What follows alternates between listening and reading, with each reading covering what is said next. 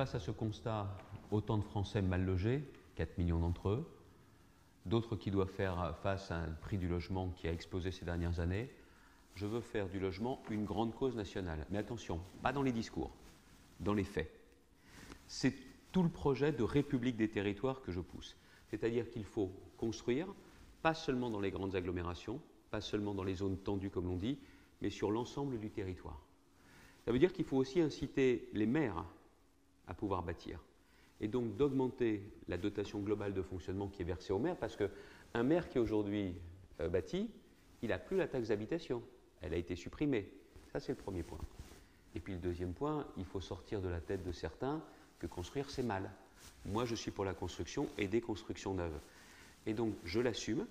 Si les Français me font confiance, si les Français me choisissent pour être leur président de la République, je reviendrai sur les textes sur la non-artificialisation des sols, parce qu'on est en train de mettre la France sous cloche. Il faudrait doubler aujourd'hui le nombre de logements qui bénéficient des crédits pour rénover. Alors il faut doubler dans ces conditions-là les montants qui sont aujourd'hui mis sur la table.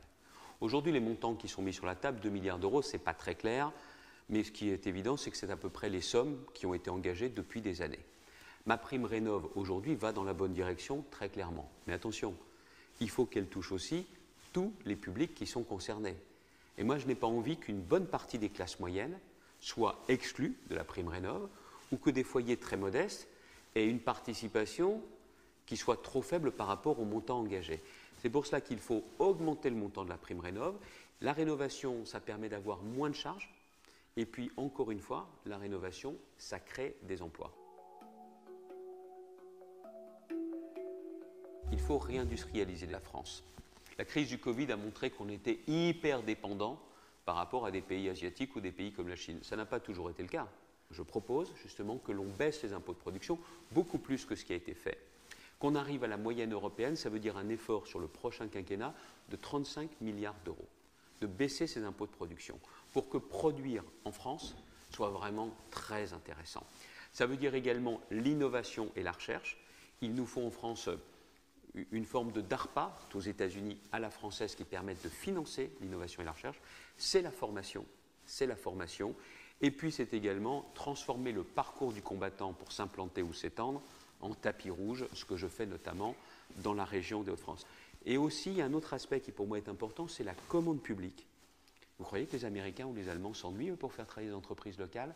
Donc je veux à la fois simplifier la commande publique beaucoup plus que ce qui a été fait ces derniers mois, où c'est quand même une bonne part de bricolage amélioré, où on se donne clairement les moyens de faire travailler des entreprises qui recrutent chez nous et qui payent des impôts chez nous.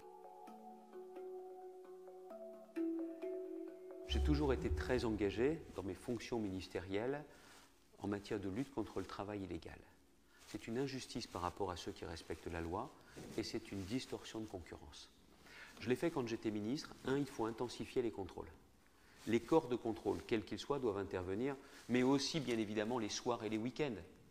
Mais une fois que le contrôle a lieu, il faut aussi faire attention à ce que, du coup, on ne fasse pas venir ensuite des salariés qui, eux, ne respectent absolument pas les règles.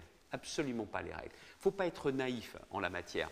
Et encore une fois, je pense que l'inspection du travail doit avoir dans ses premières priorités la lutte contre le travail illégal, la fraude au travail détaché, et puis aussi sur la question de la sous-traitance en cascade, au-delà du deuxième rang, qu'est-ce que ça veut dire? C'est que c'est totalement opaque. Donc là, il faut aussi très clairement y mettre un terme. Et je sais que c'était aussi à la demande de la profession d'avoir des mesures qui pouvaient être très dures pour ceux qui ne respectaient pas les règles.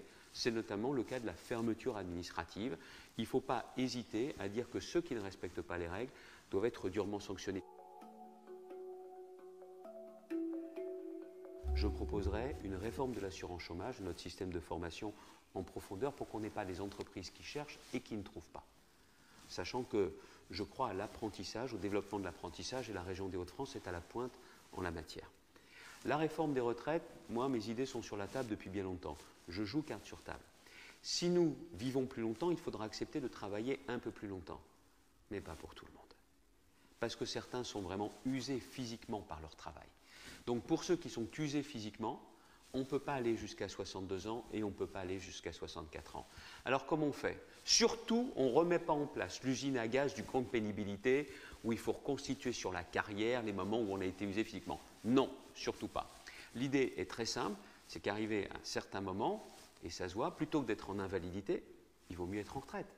Et donc, c'est une visite médicale approfondie, une contre-visite, où on détermine clairement si on doit être mis à la retraite, si c'est un système de temps partiel qui doit être fait. Mais ça ne peut pas être supporté par la seule profession. Parce que le bâtiment contribue, encore une fois, à une mission d'intérêt général pour le pays. Alors c'est au titre de la solidarité nationale que ça doit se faire. Et il doit y avoir un vrai système de mutualisation.